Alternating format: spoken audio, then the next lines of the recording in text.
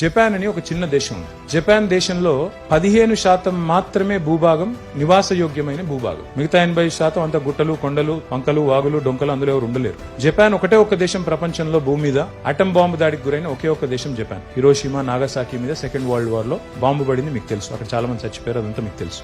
Japan లో ప్రకృతి యోగ్యంగా ప్రకృతి వనరులు లేవు. తాగుదామంటే నీళ్లు కూడా చక్కగా లేవు. వాళ్ళకు పంటలు పండించుకునేందుకు జాగలేదు. మళ్ళీ ఎప్పటికప్పుడు సునామీలు వస్తాయి, భూకంపాలు వస్తాయి. కానీ జపాన్ ఈ రోజు ప్రపంచంలోనే 3వ అతిపెద్ద ఆర్థిక శక్తి, 3rd most powerful country in the world economy చూసుకుంటే. ఫస్ట్ యునైటెడ్ స్టేట్స్, రెండవది చైనా, మూడవది జపాన్. జపాన్ పాపులేషన్ ఎంత ఎరికేనా? 12 కోట్లు. మన పాపులేషన్ ఎంతో ఎరికేనా? మరి వాళ్ళకి సునామీ వచ్చే, భూకంపాలు వచ్చే, వాళ్ళకు నీళ్లు దిక్కు లేకపోయే, భూమి దిక్కు లేకపోయే, బాంబులు పడే. 45లో బాంబులు పడితే ఈ రోజు 2023 సంవత్సరంలో జపాన్ 3వ అతిపెద్ద ఆర్థిక శక్తిగా ఎట్లా ఎదిగింది? ఒకటే ఒక్కటి వాళ్ళు చేసింది, single minded focus on human intellect. వాడు వాడింది, మనం వాడింది ఏంటంటే దేవుడు ఈక్వల్ గా ఇచ్చిన బుర్ర ఏదైతుందో వాడు బాగా వాడిండు, మనం వాడలేదు. తేడా అదే. మనం ఏం చేస్తున్నాం? చైనా ఉంది ఫర్ ఎగ్జాంపుల్, ఎకానమీ సైజ్ తీసుకుంటే, జీడిపి తీసుకుంటే ఈక్వల్ సైజ్ 87లో. ఈ రోజు వాళ్ళు ఎక్కడున్నారు తెలుసా? వాళ్ళ జీడిపి ఏందో తెలుసా?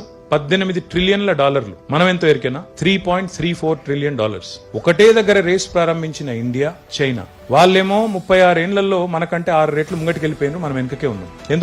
ఎందుకు అంటే మన ప్రయారిటీస్, మన ప్రాధాన్యాలు వేరైపోయినాయి ఈ దేశంలో. ఒకసారి మీరు దయచేసి నేను ఈ మాట అంటున్నాను వేరేలాగా అనుకోకండి. మనం ప్రపంచ స్థాయి ప్రొడక్ట్స్ మీద మనం దృష్టి పెట్టలేదు. చైనానేమో డిసిషన్ తీసుకుంది, నా పోటీ అమెరికాతో, నా పోటీ జపాన్ తో, వాళ్ళతో పోటీ పడతాను, ప్రపంచం గర్వపడే ప్రొడక్ట్స్ తయారు చేస్తానని వాళ్ళు అటు పెట్టుకున్నారు ఓరియంటేషన్. మనం ఏం చేసుకున్నాం? నా పోటీ పాకిస్తాన్ తో, నా పోటీ బంగ్లాదేశ్ తో, నా పోటీ శ్రీలంకతో, నా పోటీ ఆఫ్ఘనిస్తాన్ తో అని చెప్పి ఇక్కడనే వచ్చింది. ఎందుకు? ప్రాబ్లం ఏంటి?